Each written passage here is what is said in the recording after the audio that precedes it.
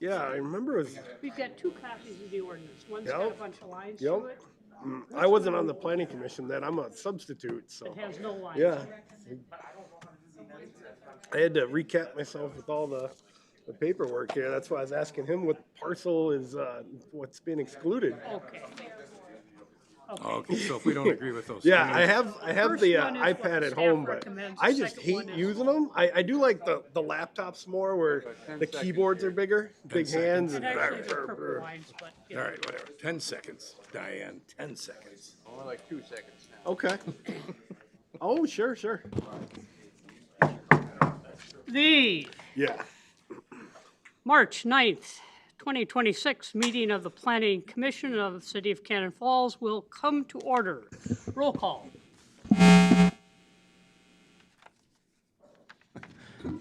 Diane Johnson, Here. Douglas, Here. Nats. Here. Chad Johnson, Here. Nobach. Here. Who's making the, This thing is, oh, I won't touch it. okay, approval of the agenda, which you have before you. Motion approved. Novak moves, second. Second. Isaac seconds. All in favor? Aye. Aye. Aye. Opposed, nay. So moved. Approval of the minutes from the January 12th meeting. Motion approved. Chris Second. moves. Chad seconds. Any further discussion? All in favor? Aye. Aye. Aye. Opposed, nay. So moved. Do we have?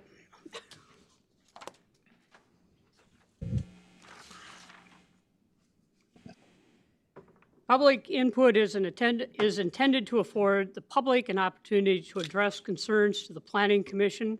The public input will be no longer than 30 minutes in length, and each speaker will have no more than 3 minutes to speak. Speakers may address topics relevant to the governance of the city. Speakers must sign up in advance and provide their name, address, and topic they intend to address. Comments must be on topic, respectful, pertinent to the city business, and adhere to the applicable data privacy rules. Any speaker that violates these rules will be asked to sit down, and if the speaker refuses to comply, they may be removed from the hearing. Speakers shall not address topics that are the subject of a public hearing. All such comments shall be made at the public hearing. The Planning Commission will not generally act on issues raised by the public input, but may choose to schedule consideration of the item on a further agenda. Mr. Hoffman.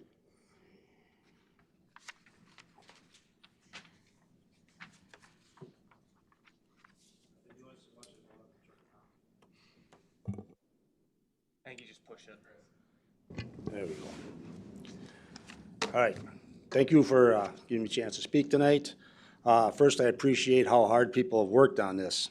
In the narrative, there are lots of good explanations of what happens in certain cases, but none of those explanations are captured in the proposed ordinance amendment itself.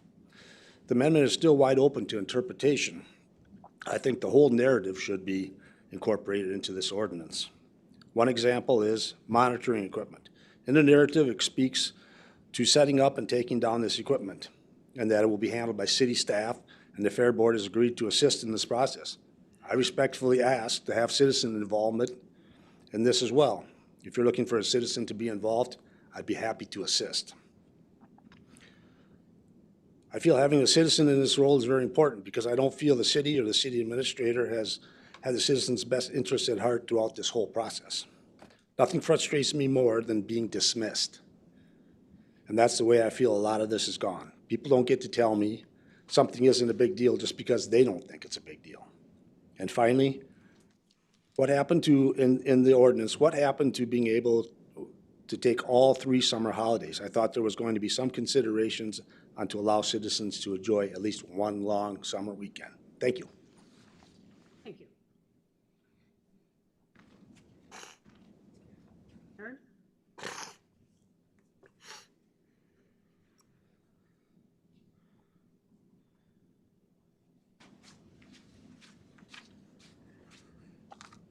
Hi, Erin McMahon from Hoffman Street.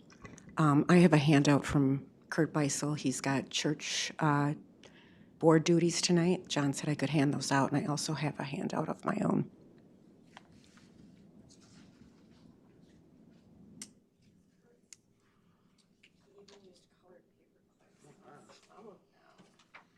Thank you very much.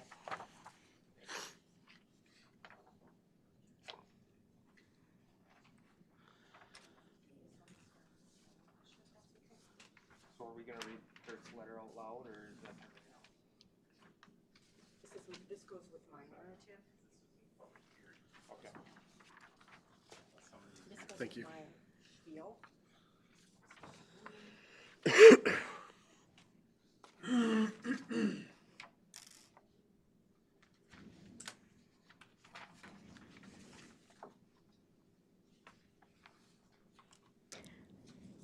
I'm speaking tonight to formally establish on the administrative record the position of a coalition of concerned property owners.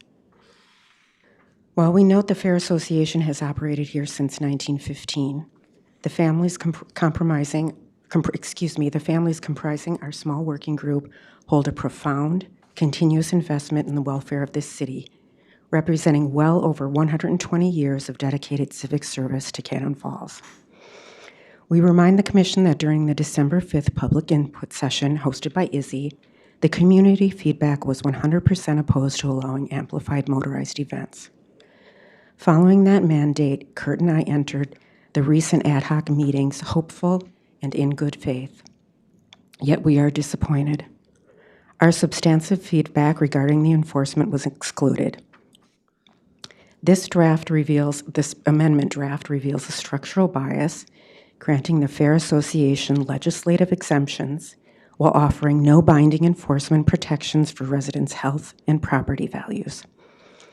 Section 152.825 of this draft states that the purpose of the Fairground District is to, quote, protect the public health, welfare, and safety of the community, end quote. The actual text of this amendment directly contradicts this mandate. We must stop treating amplified motorized events as mere nuisance. Environmental noise is increasingly recognized by the medical community as a severe quantifiable hazard to human biology. In the short time we had before this meeting, I pulled together a handout summarizing the peer-reviewed medical data on this, the one I handed out. I ask that you review the science rather than simply taking my word for it. If you look at the handout, you'll see listed categories: acoustic profiles and health impacts for motorized sports, outdoor concerts, and community ballparks. I included ballparks to address recent comparison of the noise from John Birch Park to the noise of motorized events at the fair property. Equating a community ballpark to a motorized racetrack is a completely baseless comparison designed to minimize the need for clear enforcement policy. Because the impacts are so severe, when the Fair Association requested a text amendment and conditional use permit to explicitly allow motorized racing in late 2024, our neighborhood initiated the state's Environmental Assessment Worksheet, or EAW, petition process. The state requires 100 signatures from Minnesota residents to trigger an evaluation of these exact environmental risks. We gathered over 100 signatures in less than 24 hours. However, by advancing the city-drafted zoning amendment now, the city is actively circumventing our petition for formal environmental review. You are moving to codify a health hazard before the state can even assess it. Furthermore, this city has a fiduciary responsibility to enforce state law. This draft proposes setbacks as small as 30 to 40 feet, yet explicitly leaves noise enforcement to administration discretion. State law mandates a strict 60 decibel limit at our property lines. A tractor pull generates well over 100 decibels. Basic physics dictates that 100 decibels of engine noise cannot physically dissipate to legal limits across a 30-foot setback. The math fails before the engine even starts. Issuing permits mathematically guaranteed to violate state law creates unnecessary liability. The discretionary enforcement policy forces residents to act as an unpaid regulatory body, enduring multiple illegal events before intervention, an unacceptable abdication of municipal duty. We recognize the Fair Association as is a legacy institution, but if their survival relies on high decibel, amplified events, the city must take a stand. You cannot prop up a private entity by sacrificing your own citizens' health and safety. We formally request the Commission reject this amendment today and mandate proactive, predictive noise modeling to guarantee legal compliance before any further action is taken. Thank you.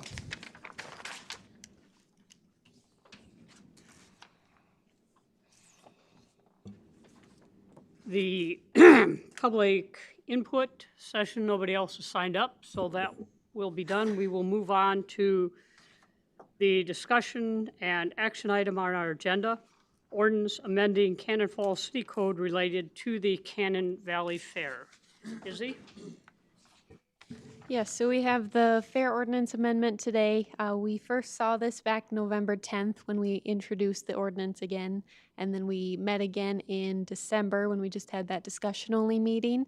That meeting was when we put together, or decided to put together, the ad hoc group. On your memo, you had the list and timeline of every time we've met since then and whatnot, so that's all provided too. So you guys have all been provided all the information from the memo and countless emails and narratives and whatnot. So I will kind of leave it up to you guys for any discussions or any questions that you have for John and I. You want to explain the two different? Yep, so the first one in your packet without the red lines, that is the recommended ordinance by staff. The one with the red lines includes changes from the Fair Board. So just a couple changes in the red ink. It's the second ordinance in your packet. Thank you. I was just going to ask, was someone going to read Kurt's letter that Aaron gave us? We were just going to hand it out? So we have this will go into the packet as information received for the meeting. Is because the public forum is not a public hearing. There's no requirement that this be read aloud, but it is information that has been received and it will go into the record for this meeting. Thank you, John. Okay, I'll open it up. We have the ordinance proposal as recommended by our staff. We have another one that was presented by the Fair Board. We have, obviously have public input that we've also received. Yeah. So questions, comments? Oh, I had some on the complaint procedures. It says the city receives a noise complaint. Monitoring will occur at the next similar event. Just say, you're on the noise enforcement procedures? Yeah. Okay, which, John, do you want to Yeah, clarify the difference yes, between the yep. two? Yes, thank you, Chair. So the ordinance is specifically the action that we're addressing tonight. What is being presented as recommended. Then we also presented you what the changes that are being requested by the fair and their fairgrounds and their attorney. The enforcement policy or noise enforcement procedures information, that is derived from the code in what we have as staff to enforce noise rules, and specifically in regards to how we would enforce this for the fairgrounds in the first year. So this also applies to anything that could be generating noise that we would, any sort of events or activities, not just the fairgrounds. This is actions that we can take for, concerts at a park or some other things that are happening in which noise could become a problem. So it's not necessarily just about the fairgrounds. It is citywide. The focus on the fairgrounds is just recognizing that what has happened in the past regarding the racetrack and how we're moving forward and trying to operate, that we wanted to take extra attention in this first year for sure to ensure that any of the activities from the past we monitor, ensure that they meet the compliance standards, and make sure that there's a way to address how we would receive complaints and then what actions we would take to address them. So the action of the enforcement procedures is not necessarily something that has to be, is voted on here by the planning commission or simply addressed. They are two separate things. The enforcement procedures can be discretion to the administrative staff because that's how it is written into the code for the enforcement purposes. However, input from council or planning commission in terms of these, what is here can, be incorporated. So one of the ideas or potentially that came up today in discussion was, can this be brought forward and approved? And I would say that it's something that we could have it confirmed from the council at the next meeting along with this, so that is part of the record. It's part of the effort from the council to ensure that, hey, we are ensuring that staff is going to, follow through with this enforcement procedure. What is the procedure for filing a noise complaint? Because if we have to act on it, because we use the words will and not may act, like what? So in regards to events at the fairgrounds, like if they have, I'd say, a demolition derby, and we receive a complaint from that event, the next time they have a demolition derby, we would have to go through the procedures to ensure how are you going to mitigate, or if it didn't exceed the thresholds, we would monitor. So the complaints are in case we are not monitoring the sound, so we don't have the sound equipment out there in place, then the next time they host the event, we would ensure that the monitoring equipment is out there. But how do they file a complaint? That they address that to in the city offices. It's addressed to the city administrator. So if they just call, like, I know before there was police officers that were involved, like people were coming. Yeah. So it's not a live act. These complaints aren't expected to be a live action. Oh, we hear loud noise and we want you to go and shut them down. If they're told to us after the fact, so that the next time we have the ability to monitor and ensure that they're not perpetually exceeding the noise standards. Okay. So we, in my conversations with the Fair Board, there's been a lot of discussion over the last well over a year in my time in the city about this. Like, we are really trying to find a way that we can work together. The Fair Board has talked to us about wanting to ensure this monitoring is taking place, that if we do exceed those limits, that those are activities that they then understand should not be done, would not be done, unless there were ways to mitigate that and ensure that it could, be brought down. So this, sound studies and requests are certainly something that's capable. Understanding how much they cost or what goes into those is not something I have information today. Okay. The next thing is the flow chart with Yeah. Permitted noise amplified, permitted no amplification. Usually amplification would mean, like speakers plugged in or something. Yeah. If things are just not amplified, but considered loud and you get a complaint, is that something? It's anything, we're anything that can add to the noise of the neighborhood is amplifying. The motorsports being an example of that. Okay. So if there's 10,000 people there, a non-speakered choir concert or something like that, that certainly could raise the noise levels to the extent where we'd want to be able to monitor. Okay, but the event itself doesn't necessarily, it wouldn't. Yeah, so that's an example of something that we know there's no speakers, but should we monitor it anyways, or is there they generated a lot of noise from that event? The next time they want to do something similar to it, if a complaint was addressed, then we could by this practice we could monitor that event and ensure that it meets the compliance. I don't know. I just kind of see, like, okay, if their events get bigger and they get more successful and they draw a larger crowd and maybe they don't have amplification, if the crowd itself is loud because they're bringing a lot of people into the town, that could be loud, and now all of a sudden we need monitoring. I don't know. Just throwing some ideas, Yeah, of it's- what I see around it. The effort of the enforcement is to identify the times in which monitoring should take place, would take place. If it didn't take place, if in a, complaint or something happened that we missed that chance, that the next time we would be able to be able to address it. And this goes to if we have consecutive events in which they, still exceed that, then we would work towards prohibiting those events in the future. Okay. And I started bringing it up earlier. There was 5 that are being rezoned to the fair zone, proposed. And Yeah. then 2 that are not.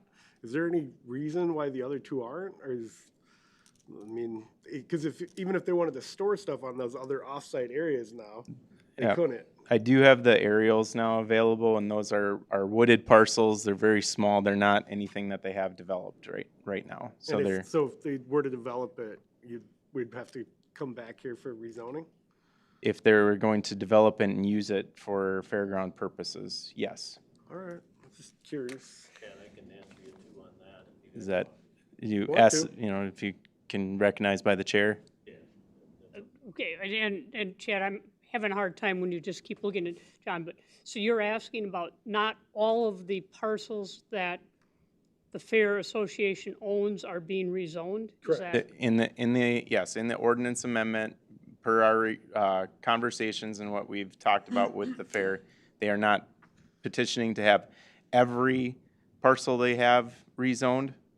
There are 2 small parcels, 5212-1200080, which is just west of Floyd Street, north. It is entirely wooded. It's a quarter block parcel, and then another small sliver, which isn't even served by a street. It's off a right of way. It's the same 5212000010. It's just would be a very small Those lot. then would retain their R2 zoning? They would retain their R2 zoning. There's a potential, looks like, if they could be served by right of way, they could be, potentially developed for residential use. So did you want to comment? Okay. I can if you guys want me to. I mean, but that was your proposal not to have those zoned? We didn't want to change them because it also keeps a buffer between the Okay. few houses that are there Okay.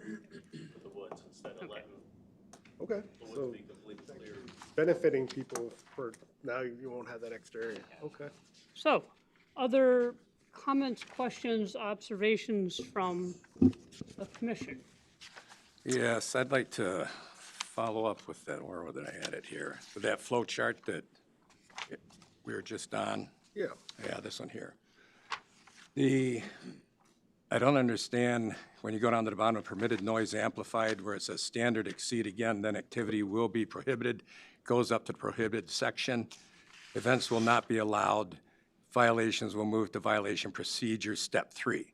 I guess I don't get it. If it says So- events will not be allowed in prohibited, Yep. where do we get violations? Why would there be violations? That would be if they have a prohibited activity that they do, prohibited activity or event that they host regardless of, or in violation of the ordinance. So they run a micro sprint car race on there, it immediately goes to the $1,000 fine. And then. Okay, but I those don't are- understand why we would even allow that to happen if we said events will not be allowed. They are Because- prohibited. Because it's, yeah, we're not prohibiting it. We don't want them to do it, and people still break the law. I was gonna So say- if somebody breaks the law, this is part of our hammer to enforce that law. Would that be the $1,000? That'd be the per day? $1,000 per, Can't stop per people occurrence repeating for what it. we So can't if do. they're Okay. running multiple races, that's each one of them. If they have an event that goes 3 days of that, each day is potentially a $1,000 fine. Those get certified to taxes. Again, we go through the process of, they would be potential if they don't pay their properties. So that's not the expectation here. I just want to be clear. In our conversations with the Fair Board, with all of this, that is not how they want to operate. That is not, we're not writing them a path forward just to pay for these events to let them do that and break the law. That is not what we're trying to do. This is if we go back to the scenarios that kind of got us here, where the city told them to not do something and the fair operated and did it anyways.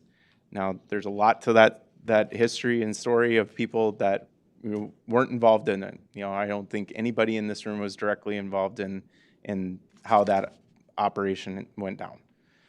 So, but in the future, if there's actors in place that are going to choose to at the Fair Board, I don't believe that to be true. I trust in the conversations that I've had with them, that they want to follow these rules. That if they don't, this is how we can move that process along to go to the larger fines and penalties. Other observation, comments from commissioners? You want to go, or who's going to go? Ferlin, can I ask you a few questions? Do you have any idea what, regardless of how it affects the residents, I'm talking peak decibel level of any autocross event, demo derby, snowmobile races, any of that stuff? Do you have any of that data or information? If you were to measure it right at the track, what's a motorbike register at sound level? 100 decibels, 105, do you know any of that, or? We did have a. Yeah, please come to the mic. So We did have a decibel meter when they were doing the go-kart racing and stuff. Everything that we were reading from on top of the hill wasn't blowing. We might have been over a little bit, but when you take the time frame that the ones that went over were racing, it wouldn't have broke what the state noise level is. You know what I mean? It's like if you break it for a small period of time in an hour. Right.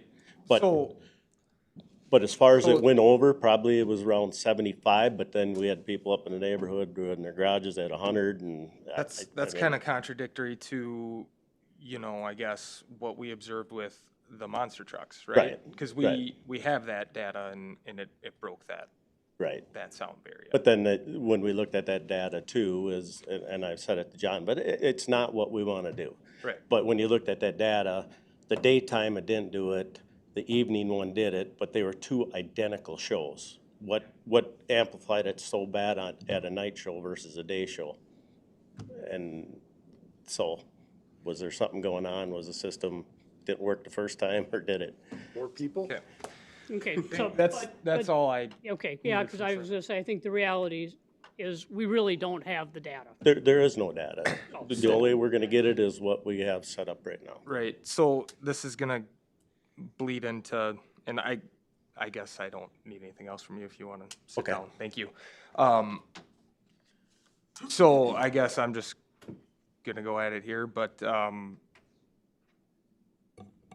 I guess from a legal standpoint, as far as we understand it right now, the fair cannot do anything the way that the zoning's set up. Like, they don't have a legal basis to stand on, is that correct? Until something like this passes. Madam Chair, members of the commission, Scott Landsman, City Attorney. That's what got us to this point, is that there was questions about whether or not there's possibly non-conforming uses. There was some questions about then how our regulations and controls that we have, and so that got us to the point where we wanted to set up the guidelines and rules that you can see that are in front of you, and so you're right about that. Okay.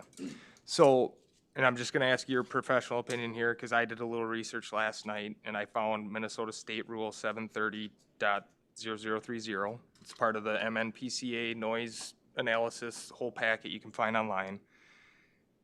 It says, any municipality having authority to regulate land use shall take all reasonable measures within its jurisdiction to prevent the establishment of land use activities listed in noise area classification 1, 2, or 3, residential's noise area classification 1. In any location where the standards established in part 7030.0040, that's below here, that just kind of establishes what those levels are and whatnot, is my interpretation. So it says, we set these land use activities in any location where those standards are established, in part whatever, will be violated immediately upon establishment of land use. So basically, my understanding, my interpretation of that law is we are not allowed, and we should not be able to pass something that we knowingly would knowingly violate those noise rules. And I could be incorrect there. So if you take a look at the proposed ordinance at, where is it, on page 3, one of the conditions, remember, these are per permitted uses. Section 5, or number 5, C5, provides that a motorsport event must comply with all applicable city and state noise laws, rules, and regulations.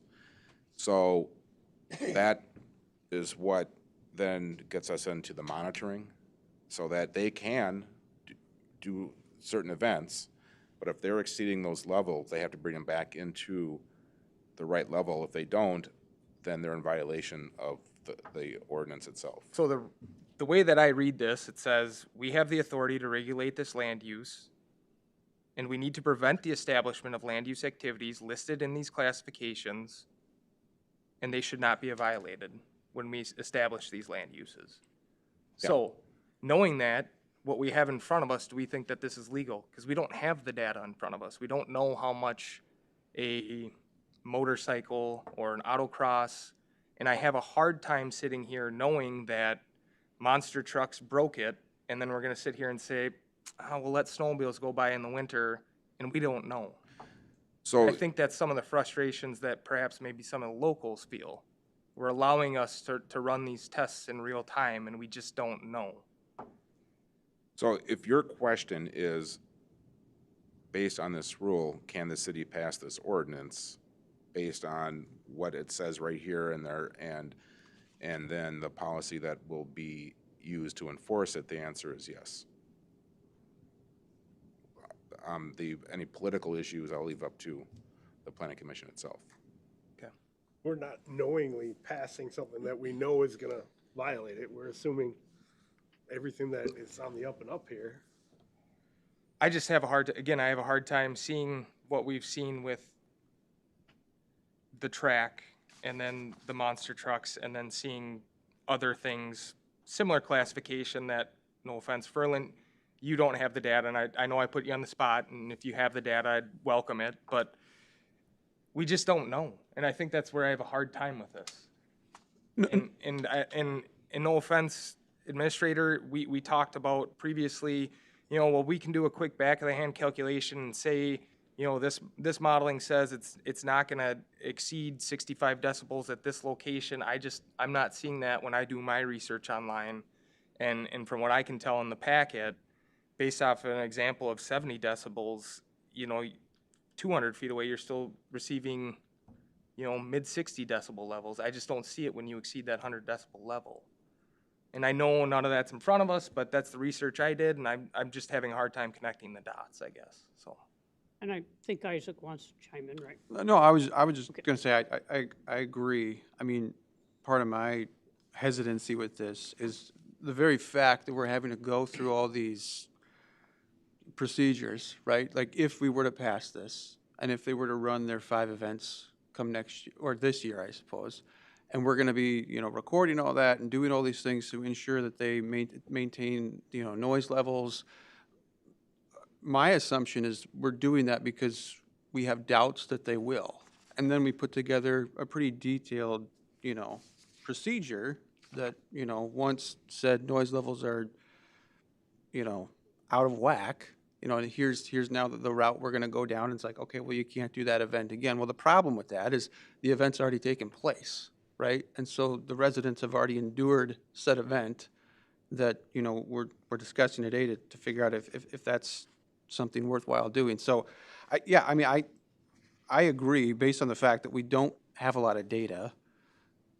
I don't know how comfortable I am to run it a year to where those residents are essentially, you know, the ones that really are gonna be rolling the dice to see how successful this is or isn't, right? Can I piggyback on that quickly? I think, and one of my thoughts today in reviewing this was, you know,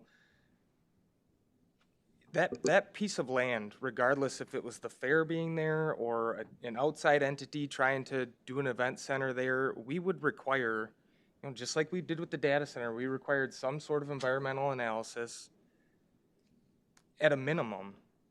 And here, we're allowing it to happen with this ordinance before we either do a study, a noise study, or an environmental study, or anything to benefit the city, the citizens there, I guess, unfortunately. And I just don't see us doing this for any other entity. And, you know, I think the difference there is the fair's been here, they've been around, where the data center and other large projects that'd be coming in, whether it be an Amazon warehouse, like, those would be new. Yeah. And so we're really just taking, Right, we but want we're- them to do what they've been doing for 100 years and don't try any of the racing stuff. Like, stop it. Micro sprint's bad. but unfortunately, I think we're back to square one because of how things progressed. And we found out that it was potentially not legal, and they bit off more than they could chew, and they made people upset. And it's not great, and it's not fun to talk about it. And we've gone over it for a good 2 years. We ran on the same thing. It's frustrating, but I think unfortunately, I think that's how I see it. We're back at square one. And if it was any other event center going in, we would pick this thing apart and say, you know, just like Aaron brought up, you know, we're gonna allow this, you know, the setback's only 40 feet. What if the fair wants to do something closer, you know?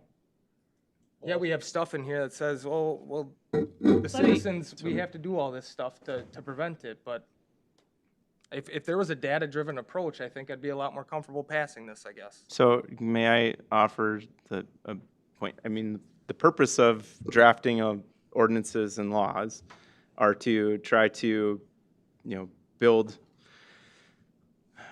to prevent activities that we don't want to see. So you have speed limits, right?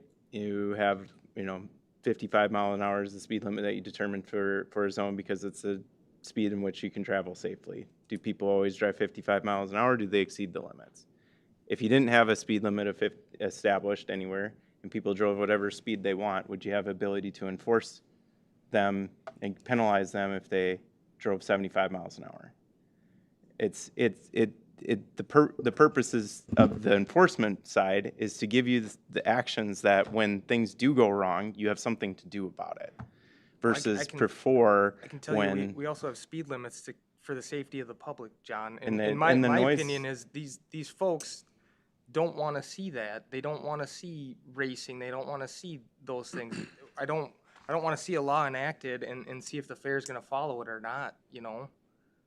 And the noise laws and standards are there to protect the health and safety of people that are in Minnesota, and that's why they're correct. And I think it's our embellished in duty to this. make sure that stuff is followed from day one instead of seeing if it happens in year one or year two.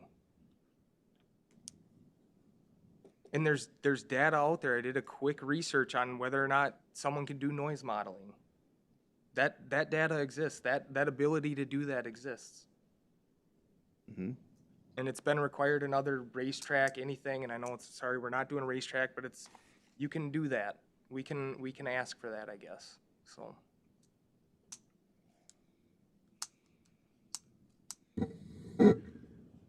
Madam Chair, you can correct me if I'm wrong, because I don't have the complete history on it, but I believe that the issue of whether or not problem with the motorized racing, I don't think that specifically has been fleshed out to a conclusion of whether it can or cannot happen. I believe that it created this issue that we have, and then the idea was with this is we have competing land uses, and let's find a way so that we can bring one of the land uses in control so that it helps out the residential neighborhood. And so that, I think, is the speed limits analogy that the administrator is bringing up, is that we put those speed limits there to have because you're going to use a road for traveling on. You go back and forth.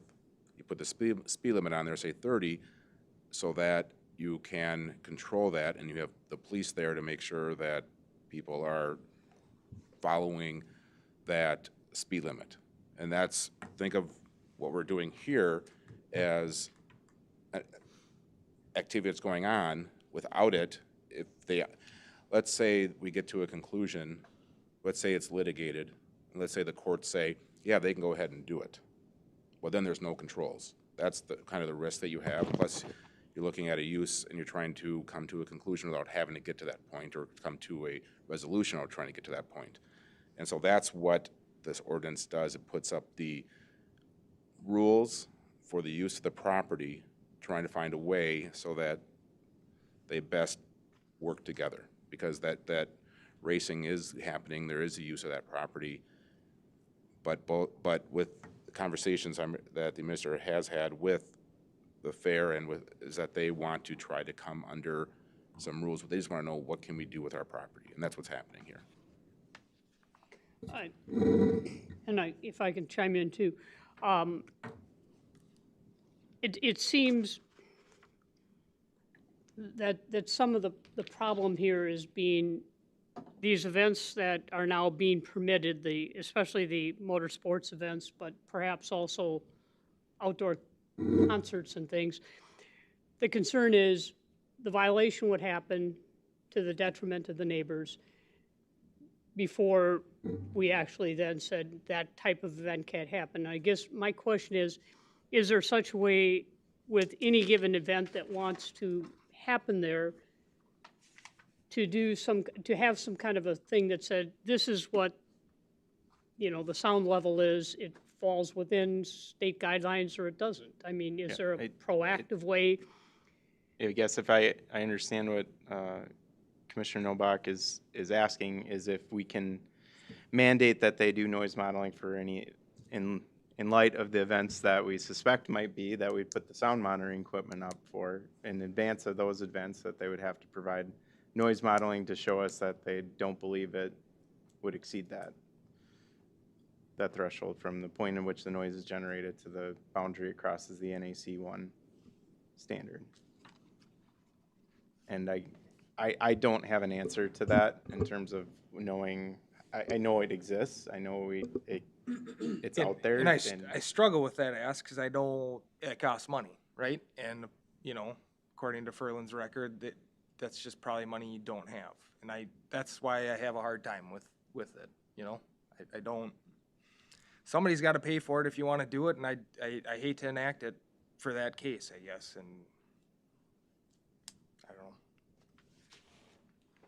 I just can't, again, in good conscience, I can't sit here and say, well, we know a monster truck failed, and we don't know what these activities are going to do, and you stare at a Minnesota rule that says, it's your responsibility to make sure that doesn't happen on your watch. And that's how I interpret it, I guess. So. At worst case, that's the special events, right? That's five times? No, and motorized in the ordinance recommendations that we have, it's 5 limited motorized events, special events that have no specific quantity limits. Okay. What the Fair Board has asked, and the justification behind that is, if we can comply with everything sound-wise, should there be a limit to how many events that they could have, just an arbitrary limit? So that's why their proposal is what their justification around that proposal and that change. So I guess to me, it's the simple question right now is, do you mandate something to be monitored or done in advance of an event taking place that we suspect is going to bump up against the limits, potentially exceed them? Or is it an after-fact monitor during the event with notice afterwards and corrective measures to prevent that from happening again? Well, how could you even monitor certain events ahead of time? Because not all races are the same. Like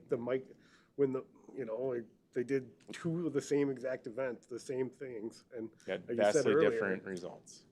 Yeah, and I've been to concerts where I'm just like, oh my God, that was way too loud, and then you go to other ones and you can talk to people. So it's kind of hard to say. They should already be following whatever the noise standard is. If it's 100 from a certain distance, that's when they test their microphones, or they have a concert out there. Like you say, hey, no, that's too loud, turn it down, and then they know. And then your crowd's going to be loud, but hopefully people are having fun. If you kill it entirely, it won't be anything.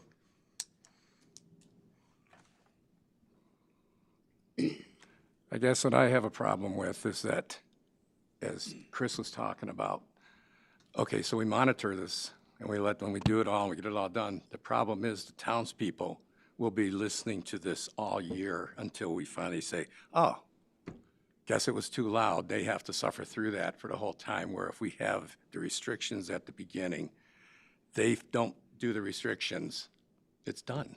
I mean, that, allowing all these other things to say, oh, you get this and you'll pay 300, you'll pay 1,000, you'll pay all this.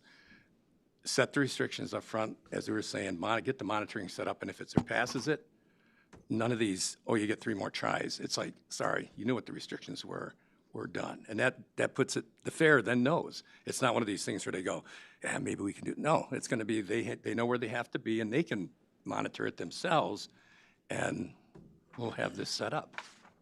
Yeah, I want to reiterate, I don't think the intent of the draft of the enforcement policy was that we would let them operate and exceed the noise standards all year round. It was based on each event. The monitoring equipment would be then sent up, analyzed, we'd get the report back, and we'd know.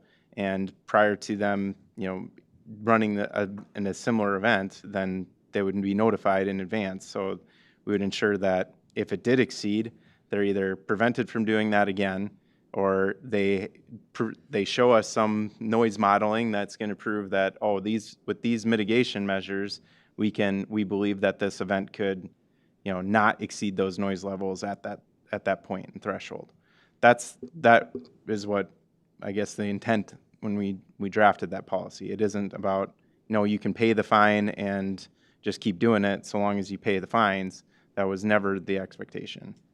If it's perpetually violating this law, again, we still reserve the ability to, require a cease and desist because they're violating an ordinance in which we've, told them they're doing, these are the things you can't do. I could even get behind tougher enforcement on that. Instead of the 3,000, or starting at 300, we could start at 1,000.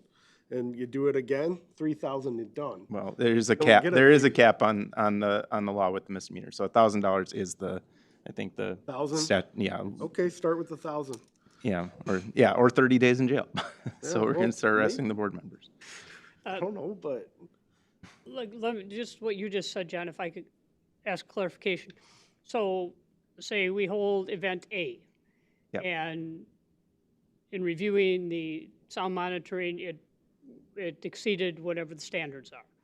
We send the letter that said that event exceeded it.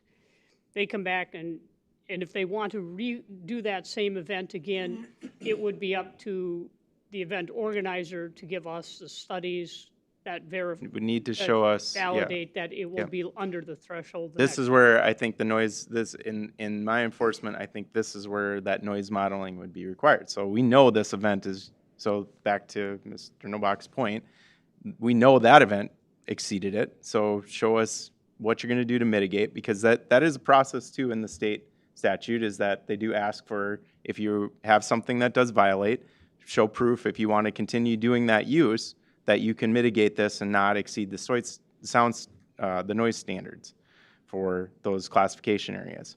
So if they can prove that and show us that justification, then then we could run that event again.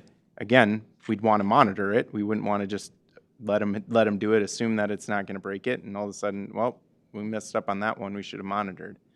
Wanted to put in place the opportunities where, if there is that chance and risk, that we monitor and verify after, to ensure that if it did, something either needs to be corrected or that activity isn't going to take place again.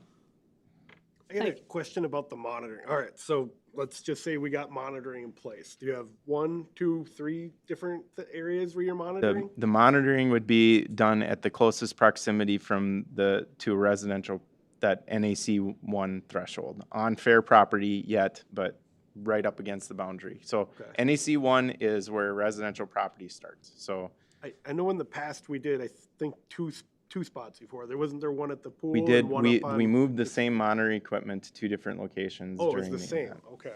Yeah. Okay.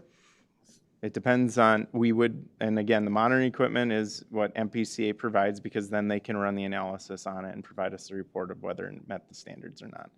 Since they have those mechanisms in place with the monitoring equipment that meets all the standards of the state enforcement procedures, that's what we've choosing to, at this time, recommend to use for implementation. Do they have a certain deadline to get their equipment? So like, say, They've want usually, to do an event in 3 months? Yeah, they're comfortable with giving, if we have, give them a week notice in advance, and it's in St. Paul, I mean, it's about a half an hour drive, we can easily run up and get the monitoring equipment, bring it down, set it up for the event, and bring it back to them to get analyzed. Okay. We would like to do as well a pre-monitoring to establish the base level, just to ensure that we know, does this, is this area right now at the NAC 1 standards, or does it exceed it without any sort of activity happening on the fair today? Well, with that, the gentleman today, public input, brought up, can there be citizen involvement in that? Is there typically, or could we? They would have, and these are the people that matters the most, and if they know, hey, we're doing it, we're actually setting it up, we're putting it out there, and these are the results, data driven, like,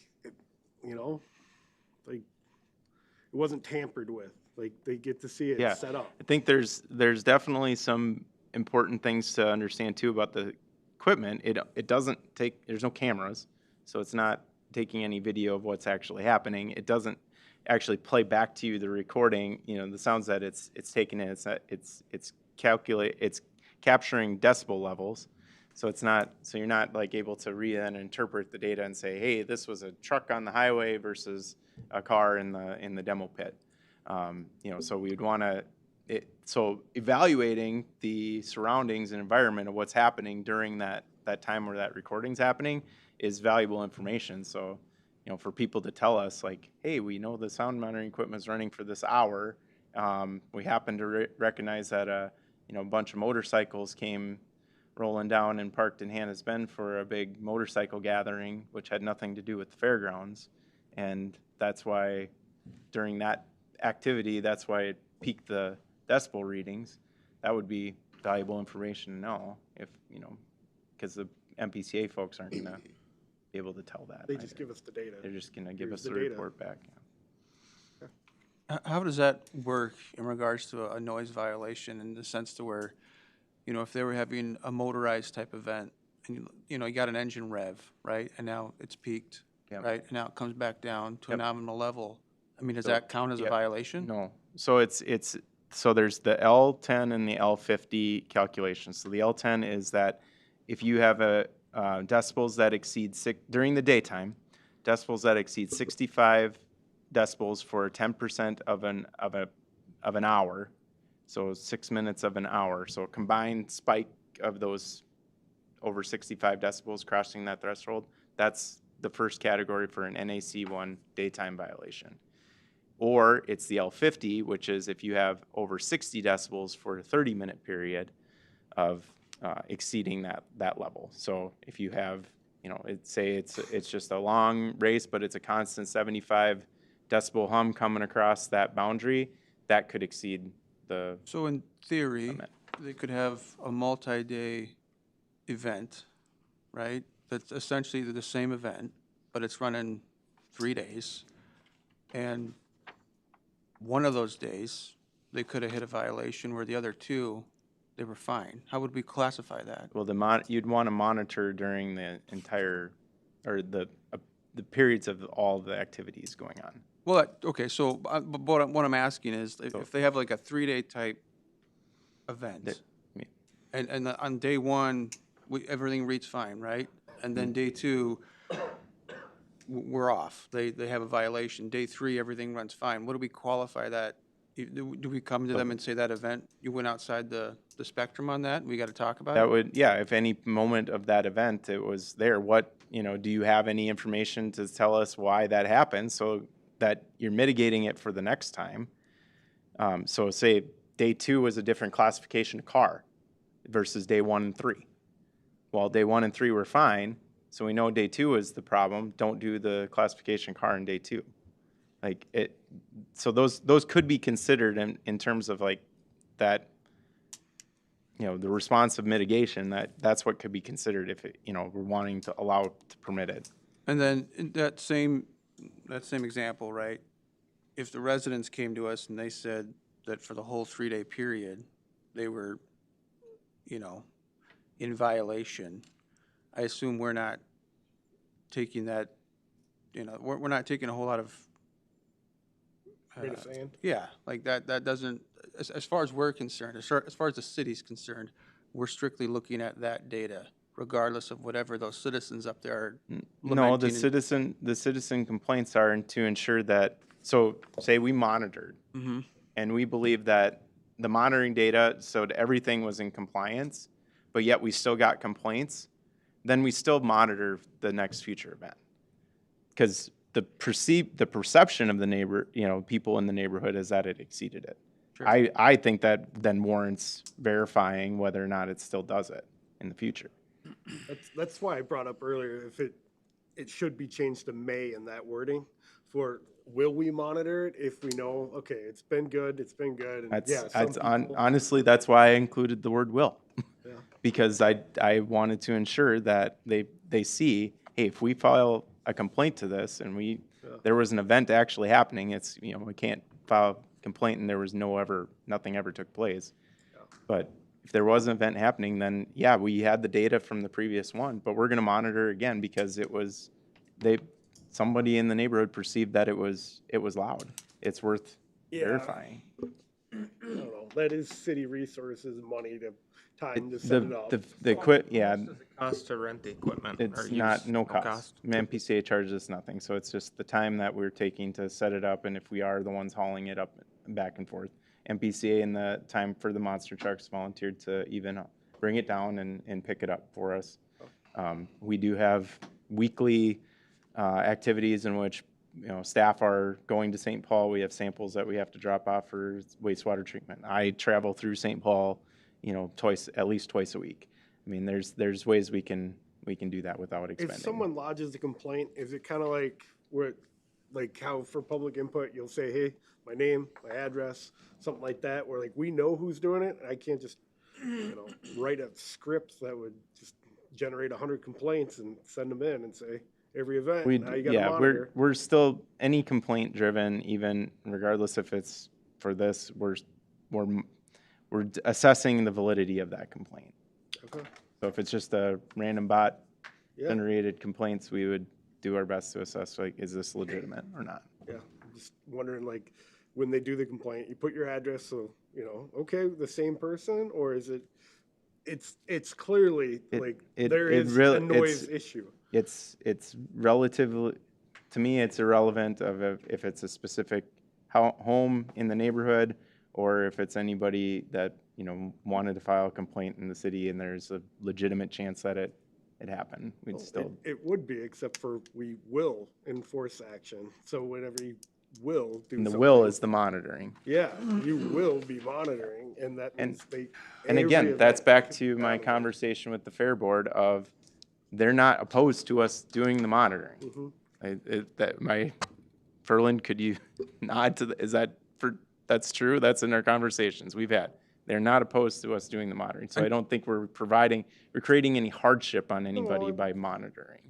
Just to clarify, so when we say we're doing the monitoring, City of Cannon Falls is doing the monitoring, so we're taking on that. We're requesting but we're taking on that expenditure of monitoring to ensure this fair adheres to noise levels. Again, equipment is no cost to the city, provided to us by MPCA. MPCA will do the analysis to us and return that at no cost to us. The cost of which that there is anything to the city is on either if we're going to pick up the monitoring equipment and deliver it back to MPCA to be addressed, which is in St. Paul, which, as I was just mentioning, is either something that we could accommodate within existing activities that are already happening. I don't foresee this to be a prohibitive cost to the city to do the monitoring on that method. Now, if there's some requirement that we have to go purchase our own monitoring equipment, have our own study taken somewhere else to have data analyzed, that's a different story.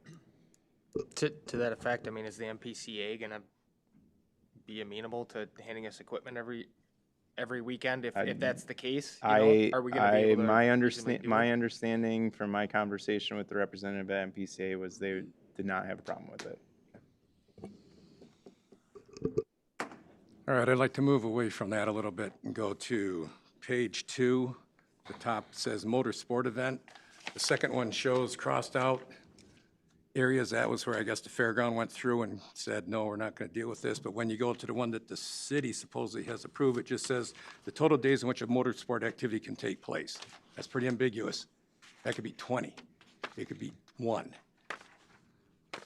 From what I understand, 3 was the one that seemed to be the townspeople's when we had the meetings accepted. But I don't think I wouldn't go for this where it says the total days in which a motorsport activity can take place is nothing. They can just put in anything they want. They can have a week, they can have 2 weeks. So that needs to be adjusted. That's a definition. That's not in, so that defines what that isn't what. a motorsport, okay, so say they have this does require some explanation. So when we were in our, one of our conversations, we were talking about the activity, so like a demolition derby. And a demolition derby activity is the cars actually going around the track banging into each other. The demolition derby event, which may take place over multiple days, incorporating multiple activities of that event, so we tried to distinguish the two. So we said the activity is the actual movement of the vehicles. The event is the time in which that it starts to it stops, to put together to say they can have 5 events. They can't exceed more than 3 days each in a year. So that Okay, but that isn't what that says. I mean, that's what the first one says. It says an event not exceeding 3 consecutive days in which any motorsport activity may, and then it goes to total days in which a motorsport activity can take place. Flip it back to the one we got. Okay, so then it goes down into page 3, where it's permitted motorsport events. So number 2, they can't last more than 3 consecutive days, and number 3, they may hold up to 5 motorsport events annually. Okay, so this. So that's the so limit. this is ambiguous. This one No, we shouldn't that's even have put in there. yeah. Okay, I get it. Does that make sense? It's there to distinguish what an event is versus a motorsport activity. Okay. So C2 is the one we should be looking at on page 3. Correct. Not the first part where you see on page 1, those are all definitions. So those are all trying to distinguish what these things are that are going to be referenced later on in the code. Okay. Then the next one I had was right below it. C3, number 3, the Cannon Valley Fair Association may hold up to 5 motorsport events annually, then provided, however, that the city council may allow additional motorsports events upon request. Yes. I guess what I'm doing is I'm sitting here, I went into the meetings with the townspeople and with the fair board and everything else, and, we tried to set a definitive number, and I don't like the fact that the city council or the fair board can come up and say, hey, I got 2 or 3 more I want to do, and the city council just approves it. I think that we should stick to a number of 5 events. That's it. That should be more than sufficient, besides the fair, I'm assuming, we're talking about. Yeah, So that gives them 6 events for the season. And the thing we were trying to get away from, too, was having it on every holiday, but that wasn't brought up in this, I guess, so.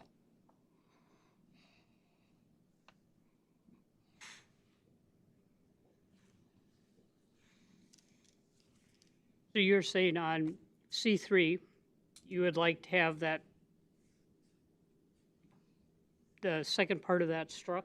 Yes. Okay.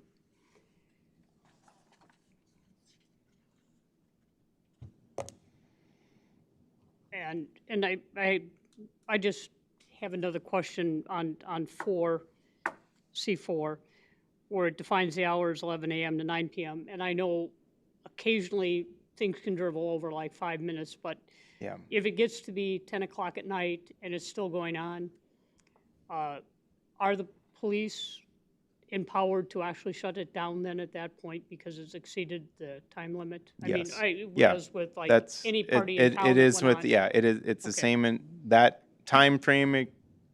that timeframe rules are the same enforcement mechanism, so that's a whole nother area of the code in which law enforcement can be sent to address to, prevent any use of, outside of the allowable times.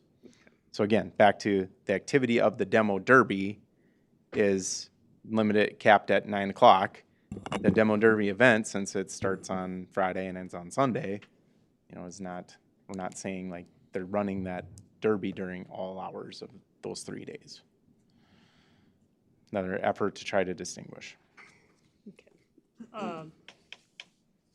I know I've heard a couple concerns about not being able, or about passing something without knowing exactly whether or not any of these given events would exceed allowable thresholds. We've also heard a proposal to strike the second half of C3.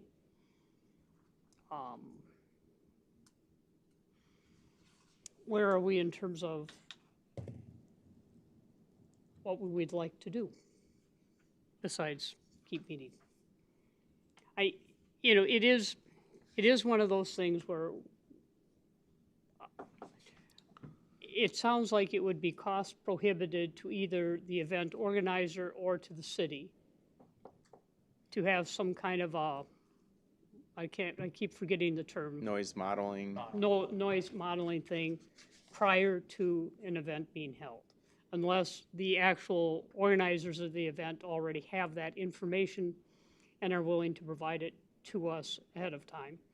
But I'm not sure that all of these organizers would have that information.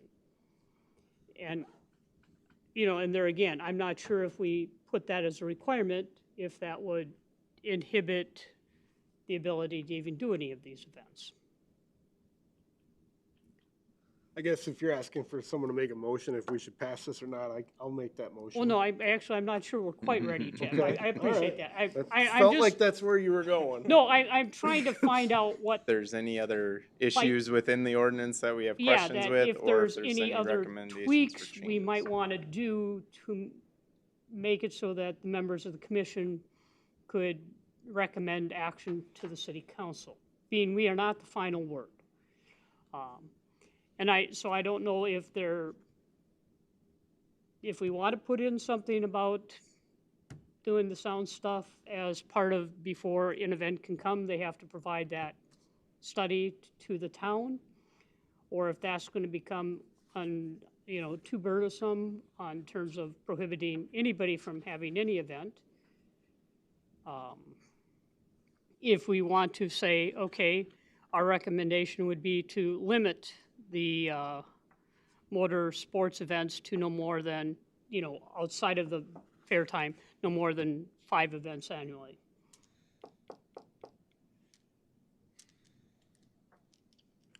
I'm okay with striking out the part where the city council may allow more upon request. I mean, that could always be amended later or brought up if they want to add it later.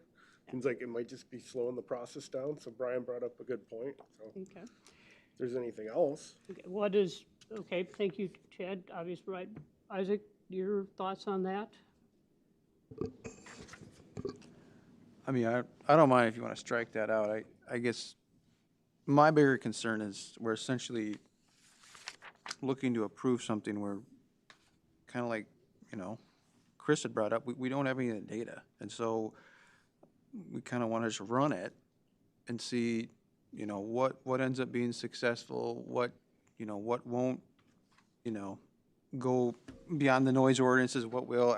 I'm not really comfortable with that, considering we got residences out there. I feel like we got 100 years of data. Like, we're only here because they did the microsprints and they ignored the city when it was asked to be shut down. A lot of the events they've done for years before, and they've been doing them at other fairs. Oh, if we use that as a baseline, that this hasn't been brought up before, and then if something does violate it, so that 100 years is my baseline. hate to tell you, Chad, but there haven't been motorized vehicles for 100 years. Well, they've been allowed to do That it. is, that's true. I'm That's just not true. teasing. They have existed. I think I already called him out on that once. Yeah, I never felt so Mo- motor cars have existed since the 1800s, so. like, but not the kind that make I a guess lot of noise. my point is more so, I don't care what has been done in the past. Like, we're in the present, right? And Yeah.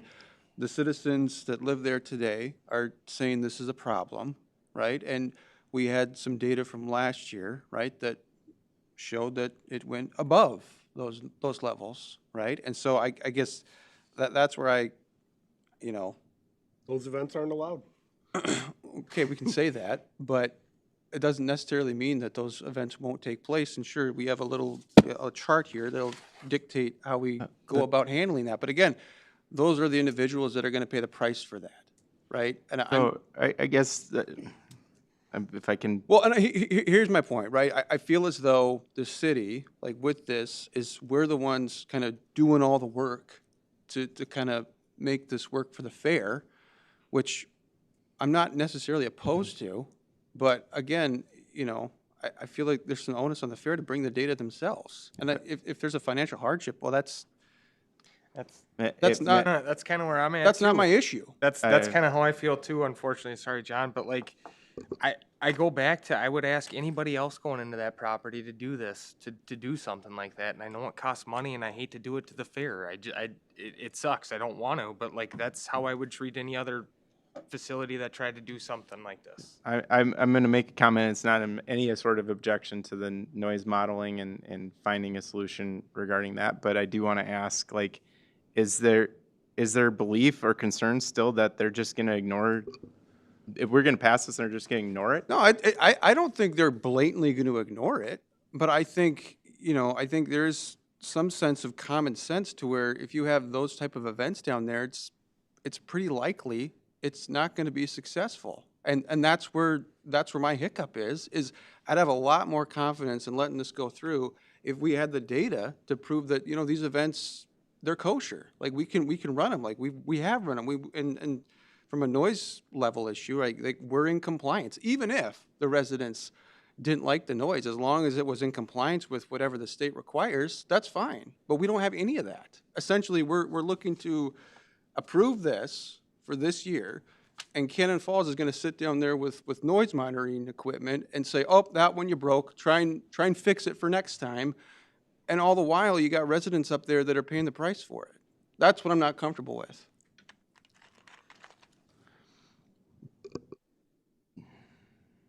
So I guess if I'm trying to like practically apply this to hypothetically say this happens, they run an event, we monitor it, we get the results back that they did it, that exceeded the rules.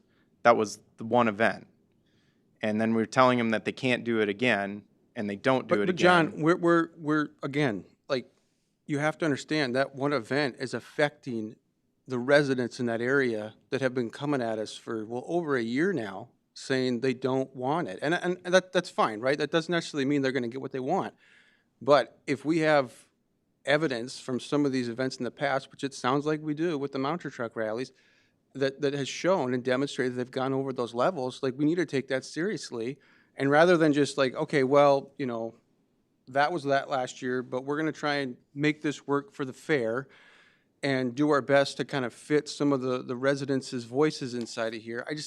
I don't, to Chris's point, I feel like any other business, and we've done it, any other business that comes to us with sort of requests that are outside the norm, because I feel like this is a little bit, we're always typically putting the onus on said business to prove your case. Like, show us the data, and then we can work with you. And if you can't, then the answer is no.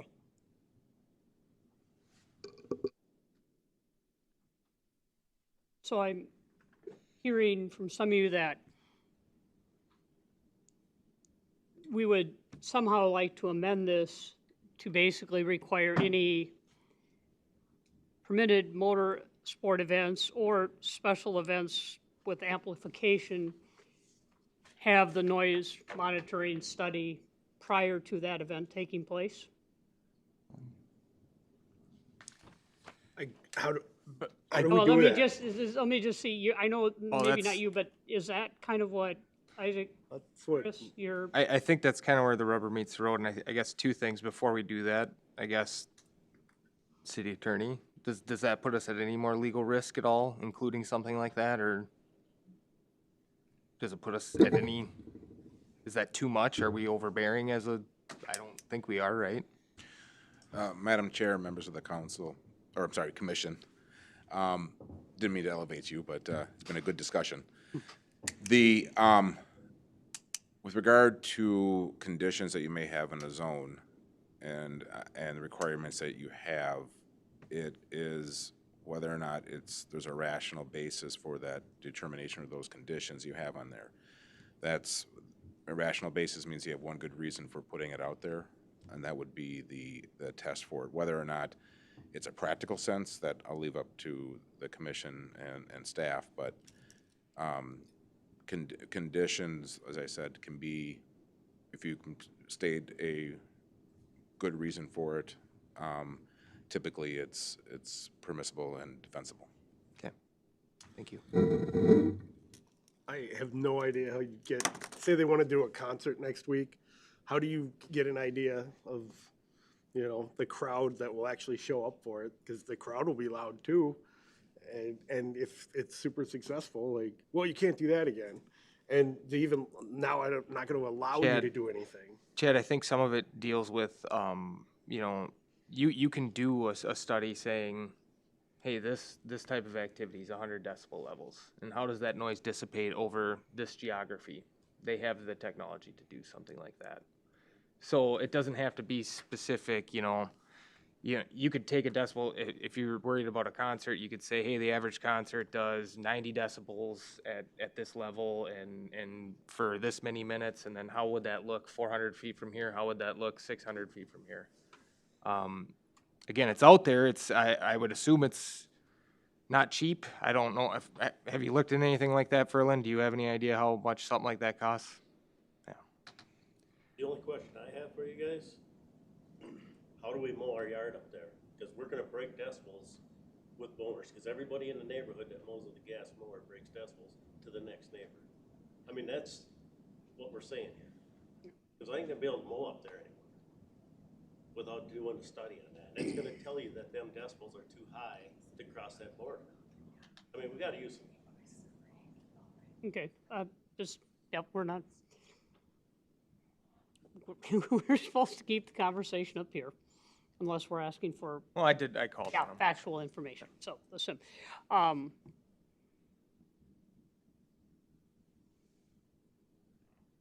we really need to decide something tonight. Well, that's what I wanted to ask you real quick. So we have to make a decision for the city council to make a decision? We have to decide whether we vote to recommend it as it is, deny it as it is, amend it, or postpone it to the next planning commission meeting. I'm assuming the council could take it up whether or not we did anything, or, but anyway, so I think we either approve it as it is, amend it and approve it, postpone it, or just plain deny it, or, you know, recommend to the council. Oh, I hear people up here keep bringing up, it's for the citizens that live in the area, but a lot of them have been part of this process, right? You mentioned earlier, you've been going to meetings where the fair, the city, and citizens would meet. So I was under the impression that everyone kind of came together already and established the baselines. Now, there were some things that are changed on here, but the three parties kind of agreed this is like a starting point at least. Yeah, sorry, if I can provide context to that, like the end result of our meetings was not a full consensus. We did not reach, you know, consensus on this ordinance between the neighborhood groups and the, you know, representatives of the planning commission that were about that in the ad hoc committee. Those messages, the input that we did receive in those meetings was brought forward and tried to, you know, be incorporated and addressed, not just with the code itself, but with the enforcement policy, because that was, in my interpretation of what was discussed, that the biggest component was whether or not they were going to violate the noise standards. And how were we going, as a city, going to enforce and ensure that they would not violate the noise standards? So that was why incorporating that, putting it down in writing, and having it as a policy that everyone could see and we could actually enforce was our efforts to incorporate that prime kind of input from. And I think enforcing it, if it's violated, is very clear here, and that's good. I think what some of the concern from some of the commissioners is we would prefer not to have an event that's going to violate it in the first place. Right. In which case that noise impact study to require that from the event organizer prior to the event being scheduled seems to be what we're asking for. Chris, I don't see your. Who, I'm just trying to think, but yes. I guess that's what I at was some asking. level, who's going to be responsible for reviewing that and then confirming the noise modeling or denying it? Would be my ask. I mean, Well, what constitutes a study? well, I was gonna say, I mean, it goes through an engineering firm, a study like that goes through an engineering firm, is stamped by some sort of professional. I don't have the knowledge. headed to the city administrator's office, then when we Yeah. get the request or event schedule from the fair, there's demolition derby, concert, other activity outside of the fair week. Here's our noise modeling studies. I or Izzy look at it and say, oh, yep, and it's stamped off by an engineering firm, they're okay with it, or, oh, you didn't include it, so that one you can't do. Is that, until you get it, until you supply that for us? I mean, And that would just be for the motorized stuff? Well, that'd be for the things that, you know, are, Yeah. you think are gonna be potential to violate the noise standards. They have a harness racing event, like, is that, we're gonna require them to do a noise study for that, where the horses are just going around? Or, I mean, to me, that doesn't I make mean, sense. I guess it sounds like it's a lot, and I know it sounds like it's a lot, but if that's the type of activities that they want to do on this area of land, I think that it has to go through a study. so is that now and in perpetuity for every event here and so forth, or is it just do it for this, you know, Well, if they wanna anything run prior tra- to a If they wanna dem? run tractor pulls and they have a study that says, here's a max tractor pull event, or here's an average tractor pull event, or what have you, and they prove through that study that that's allowable, then what are we to say that study's garbage? You know? Right? Yeah. I mean, and obviously, if we did this, you know, then like 3 tractor pull events could probably use the same study. And we would, you know, we could still do the sound monitoring if there was, you know, if we had complaints that said, hey, that tractor pull is way too loud, you know, then we could put up the sound monitors for the next one to make sure it's okay. But at least that would allow us to be more proactive in terms of having a 3-day event where you just get a major headache all 3 days. And knowing that it would never be allowed again is some comfort, but doesn't do anything to relieve my headache on the second day. And the thing is, it doesn't help the fair. I mean, if they're gonna put something in that's gonna, why would they wanna put something on that they'll never put on again? They're there to make money. So if they can find something that will work for the constituency and themselves, they're gonna make money and they can continue to do it. So those are the things that I think should be looked at, is we want to see the fair succeed, but, you know, they should wanna see it succeed too, by bringing in the proper programs.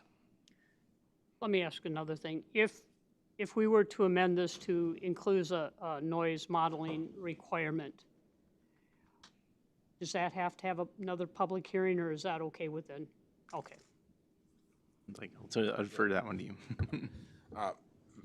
Madam Chair, members of the commission, the public hearing was for the ordinance itself. Modifications and changes that you do here, as long as it's within the subject matter, are fine.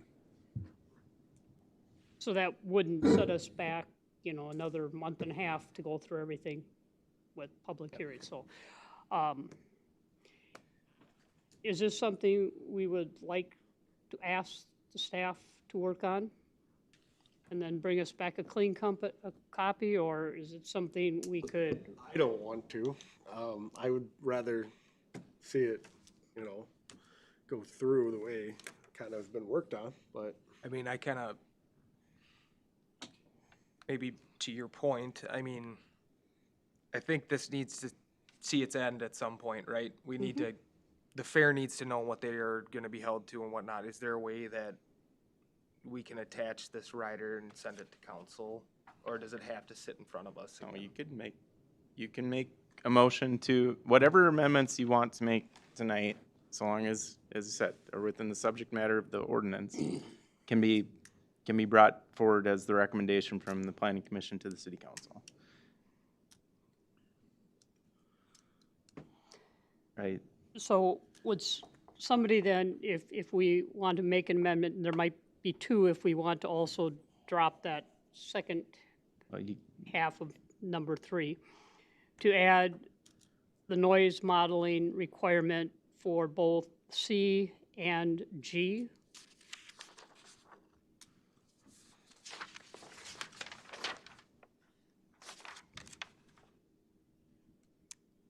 G having amplified noise.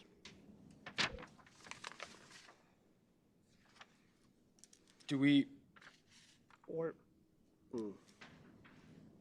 So adding another bullet point, so, anywhere between 1 through 5 or 6 for item C, and then 1 through 4 or 5 for item G, the same language that the event is required to provide noise modeling showing. so, sorry, I feel like it might be an overreach to ask for noise modeling for weddings, celebrations, social gatherings, those sort of things. I mean, I think amplified noise was the key there, because I don't think, like the art fair would have to right, even, yeah, I'm just, or did we saying they has to give us 30 days notice on any event they hold, like, the Lions Father's Day, or whatever they have. Hate to make run-on sentences, but you could just add it to number 1. So it's clear that it's tied to the amplified noise for special events, and Yes. that it's tied to motorsports events along with the notice. So notice and noise modeling showing that it complies with all local and state noise standards. I'd be comfortable with that. Okay. And then, do you want to, is it better to have 2 separate amendments if we want to strike the second half of number 3? Depends on if it's going to get two different sets of votes, I guess. Okay, we'll do 2 separate. If everybody would vote on it, if everyone was going to vote all in the same way for both amendments being incorporated in there, then you can include them as one, but if. Well, we'll do it real simple. Okay, so would somebody like to move to amend the proposed ordinance to include the noise modeling as John stated?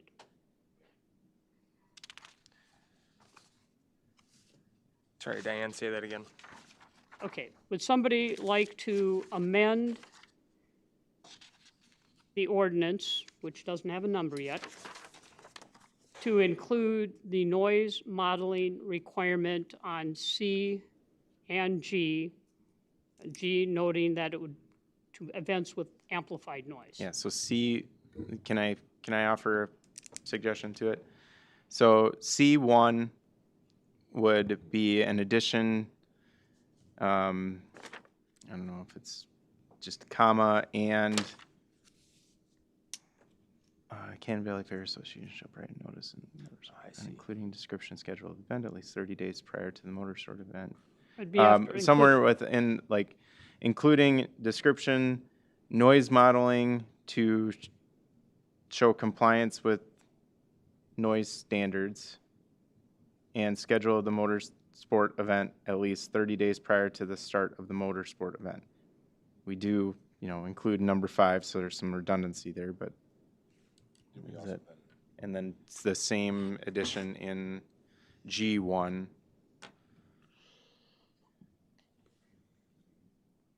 Okay, so that would be amending both C1 and G1 to include the noise modeling. And then we would define what noise modeling, the standard of noise modeling would be.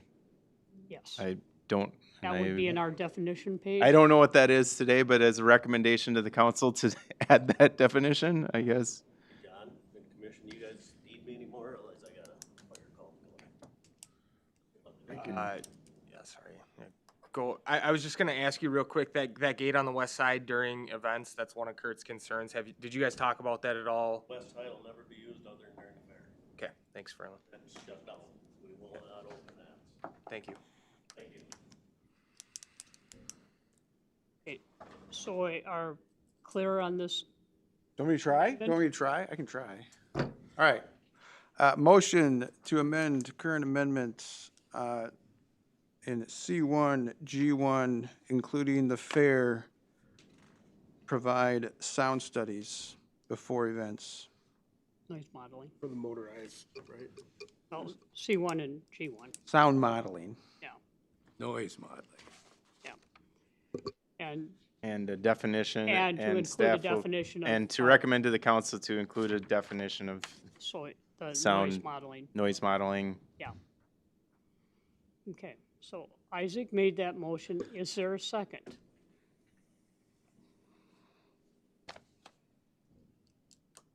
The alternative is they get nothing, right? Is what? The alternative is No, we're just. No, you're just talking about this is Amendment. just about the ordinance, or the amendment right now. Amendment to the ordinance. So if this fails, it doesn't kill the whole thing, it just is the amendment. Before I second that, how does this get brought up to council with that definition, I guess is my concern. Draft it and send it Right, out and to then we, everybody. yeah, discuss it. yeah. Yeah, I mean, Can I just add the word professional noise study? Yes. That would be my only thing, because I will not be here at the next council meeting, and I don't know if that would be part of the definition or not, so I'm just trying to, professional noise study would be my recommendation there. Madam Chair, members of the commission, 2 ways that this could be brought up, and it'll be, I would say, staff's discretion. One is to provide a modified ordinance with those changes, or is to have the staff report saying this is what the planning commission wanted to add in. Either way, the city council will be informed of what the recommendation was. I would motion, or it'd be my preference to have a modified ordinance and not study points or whatever. Here's what we wanted. Staff report. Yeah. So the modified ordinance would be the amendment process? Yes. Yeah, what you're doing right now is you're Modifying. asking that the proposed ordinance that's in front of you is to have, you're voting to have that change to it. With that, that provides the direction to staff to make that change. What I was informing is that I have seen it done 2 ways. Because there's always a report that says the planning commission is the recommendation of the planning commission, or this is what was discussed, so that to help better create the record and inform the council. Staff can make that. Staff usually makes a decision of whether or not to amend the document itself, or to provide 2 versions, or to have the staff report provide what was done or what was requested, or because this is at this point is a motion to modify what is going to be recommended. I guess I'm a nay on that one, because I think it's we haven't government gotten there. overreach. Do we- Oh, we got a motion and a haven't even second? gotten Yeah, Did I haven't Chris- seconded yet. Did Chris second yet? Oh, I thought he seconded it. No, Okay. I was Clarifying the. Clarifying, procedure. yeah. the word professional in there, professional noise modeling too. So is that a second or no second? That would be my second. Okay, so it has been moved and seconded to. Does it have to get approved again? Well, no, Because he just a changed minute. it? It's been moved and seconded Okay. to modify the ordinance to include in C1 and G1 professional noise modeling requirement. I said that kind of right? Yes, and again, Madam Chair, members of the commission, this is not an approval of the ordinance itself, it's just to modify the language in there. And you'll, at the end of this process, Yes. there will we'll go through. be, then whether or not there will be a motion to approve or not approve the recommendation. Okay, so now we're just voting on the, Adding noise modeling. the modification of the amendment, not on the total amendment Right. itself, just the modification. You're It's okay been with the word moved, it's been professional? seconded. Is there any further discussion? You can. On that particular. Now I say nay. Okay, well, I haven't, Discussion. Except for the- that was part of the discussion that you had. Yeah. Okay, then all in favor of modifying the ordinance as stated, say aye. I Opposed, nay. Nay. Thank you. One nay. Now, do you want to also modify the ordinance and C3 to remove the allow additional motorsports events? Brian, you were the one that Yes. proposed that. Yes. Are you I gonna make the motion Okay, to remove this move, provided however that the city council may allow additional motorsports events upon request. so Brian moves that we modify C3. Is there a second? Second. Isaac seconds. Is there discussion on removing the second half of C3? If not, all in favor of that modification, say aye. I Opposed, nay. Passed. Now, are we ready to vote on recommending or denying this ordinance to, as modified, to the city council for their consideration? So the only thing I have left was what I asked Ferlin, if we add a rider under e-parking or something like that to just say, Westgate cannot be used except or only during fair, or can we put it somewhere during the fair definition? Because that was a citizen concern about people going around up there after hours. That would be under what, Chris? So it would either be under e-parking or wherever we define the fair. But if it's one of those things, I guess I don't have a problem with them using it, because it also could be a wanna safety, use it. like, Is it like a not second so much coming in that one road on Hannah's Bend. It's kind of, if they do road construction or something like that, it could, the if it problem needs that, to be used, it can. It doesn't sound like they want to, and they Right. haven't. it's just one of those things where there's no direct path up to 19 from there. So you're going through residential areas and people come out of those events Come out and- excited, if you will, what have you. So I do see the residential concern. That's the same problems over there by Hannah's Bend too. They come in, there's houses on both sides of the entrance. Well, I could see them just, they also want to charge for people to come there. So if they're charging people to park, they're gonna have a controlled flow. Yeah. Oh, But if we block it, Ferlin also said they wouldn't use it outside the fair anyway, so Yeah. I have no problem putting that in writing. Okay, where did you want to insert that, Chris? I guess I'm looking to see if we add something like that, does that make this go back to the whole reset? And where's the best spot to put that? We were just having a discussion, so we better if you couldn't mind repeating. So if we added that, one of the concerns I see here is, hey, the west entrance should be closed off, and Ferlin even said that they wouldn't use it outside of fair hours.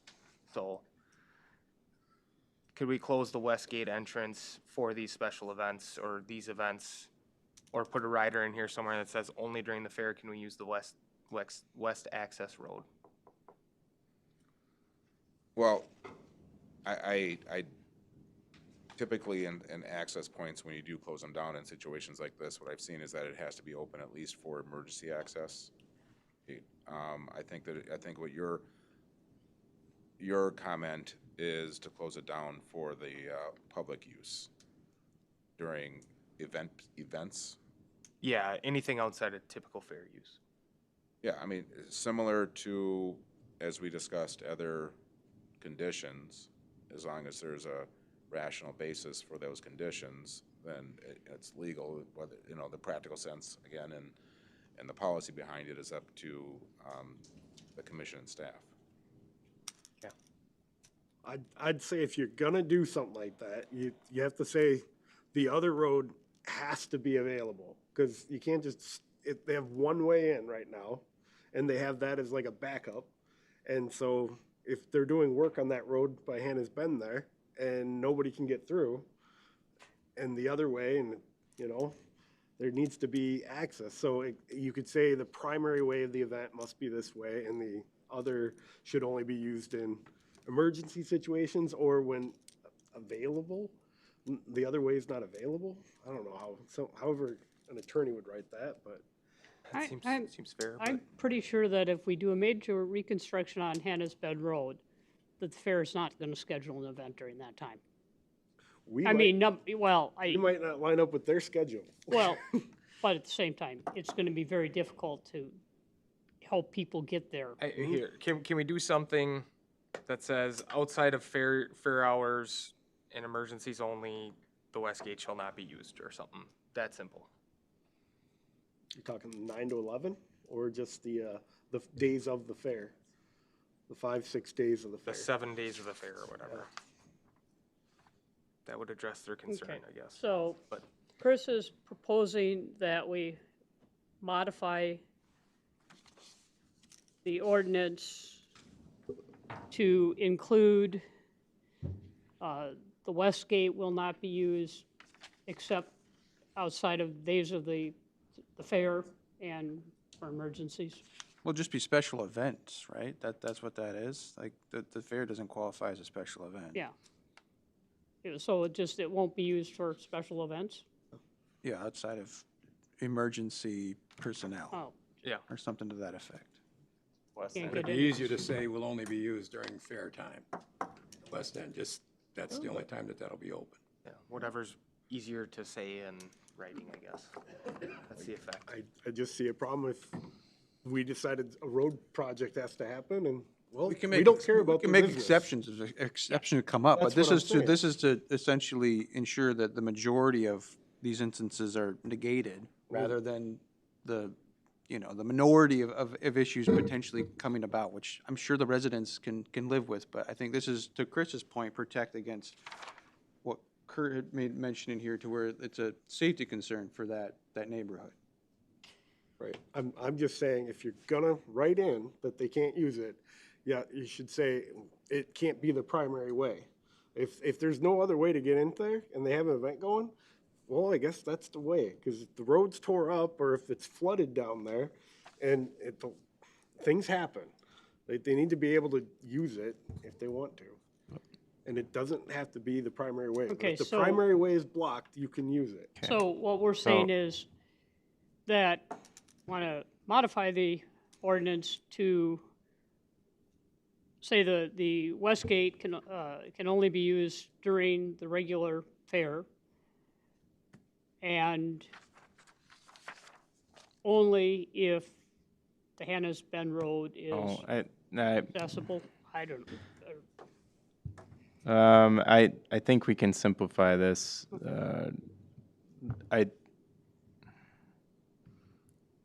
think you should, it goes along the lines of the only times they can use the west gate is the fair and emergencies. Yeah. So you're,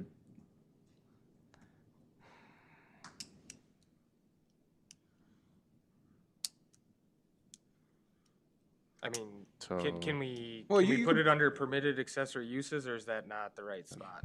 No. It's more like a. Or would you just add it to like, after G?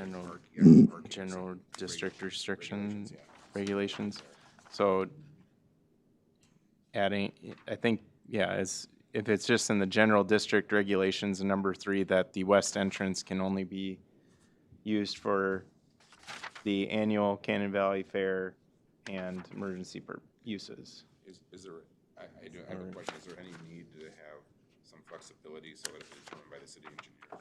Later, if access, eastern access is limited? That's fair. That's what I was Yeah. asking. That's fair. Yeah, so, I'm okay with that. so your first part, which was.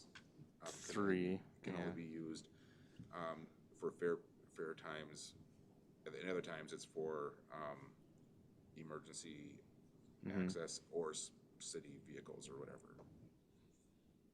The other would be, or also be can used as determined necessary by the city engineer or city administrator when the eastern access is limited. That's So- what I want. So I think, because I think the issue what I'm hearing is that it's not just construction, there may be something else going on. Floods, maybe, Yeah. maybe, there was a big storm and a tree fell down and you haven't got out there yet and people need to get out and they can't. Yeah. You don't want them stuck there, but could also qualify as an emergency, but I think that by saying it when it can only be used, other times it has to be emergency, emergency access. Well, I think it'd just be a simple car accident at 5 miles an hour, and now they're blocking the road, and people gotta Right. go. And that's why I think that, I just said city engineer, because that's if it's a project, or, do we want it limited to city administrator, or do you need to say city staff? A city administrator can always delegate, so Yeah, I'd say city engineer, city staff, when the eastern access is limited. yeah. That could be further defined, but that's a good starting spot. I feel comfortable with that, so.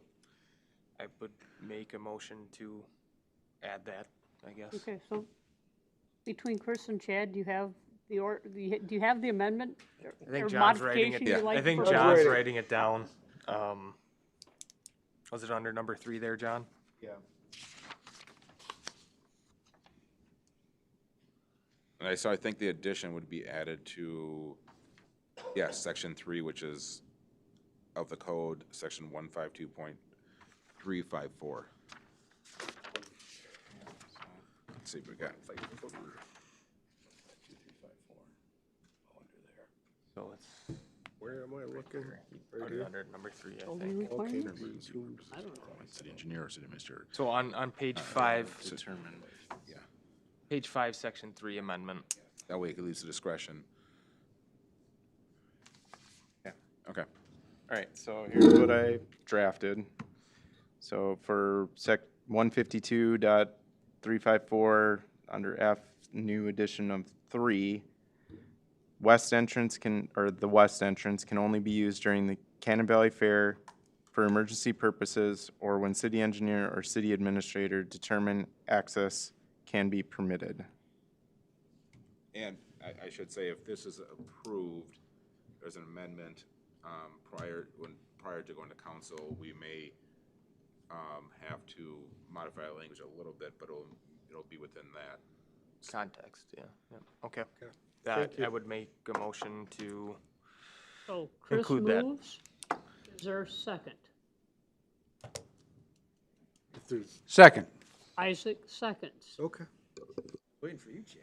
all right. Modification on the west entrance, as Fighting his. John explained it, that might be slightly modified prior to the council meeting. Is there further discussion on this? All in favor, aye. I, Aye. Opposed, nay. So moved. Any other modifications? Okay. Then are we ready to vote on recommending the modified 3 times ordinance to the city council for their consideration? So that action would be the resolution, correct, Izzy? No, yeah, pardon me. I've got that marked somewhere in here too. Taking the council, so they can't just add more willy-nilly.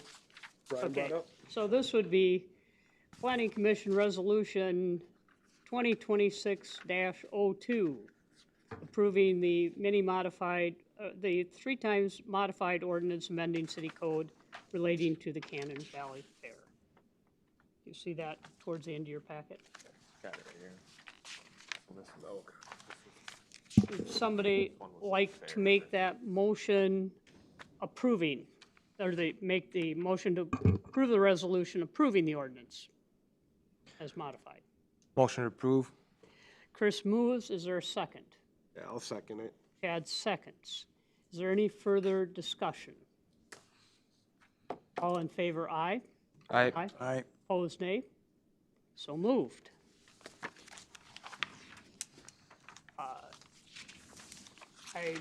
There is no further action required tonight. The next meeting of the Planning Commission will be on April 13th. Is there a motion to adjourn? Motion to adjourn. Isaac moves, is there a second? Second. Brian seconds, all in favor, aye. Aye. Aye. Opposed, nay. So moved.